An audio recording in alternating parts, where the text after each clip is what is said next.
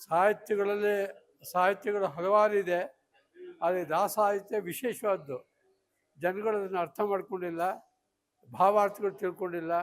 ಅದೆಲ್ಲ ತಿಳ್ಕೊಂಡಾಗ ಇನ್ನೂ ಸಮಾಜಕ್ಕೆ ತುಂಬ ಅನುಕೂಲವಾಗುತ್ತೆ ವಿಚಾರಗಳು. ಆ ಕೆಲಸನ ಗೂಢವಾಗಿದ್ದುದನ್ನು ಈಗ ಪ್ರಚಾರ ತರ್ತಾ ಇದ್ದಾರೆ. ತುಂಬ ವಿಶೇಷವಾಗಿದೆ. ಎಲ್ಲ ದೇವರನಾಮಗಳು, ಎಲ್ಲ ಪಾತ್ರಗಳು ತುಂಬ ವಿಶೇಷವಾಗಿ ಮಾಡಿದ್ದಾರೆ. ತುಂಬ ಆನಂದ ಆಗುತ್ತೆ. ಇದು ಇನ್ನೂ ಹರಡಬೇಕು, ಸಮಾಜಕ್ಕೆ ತಲುಪಬೇಕು.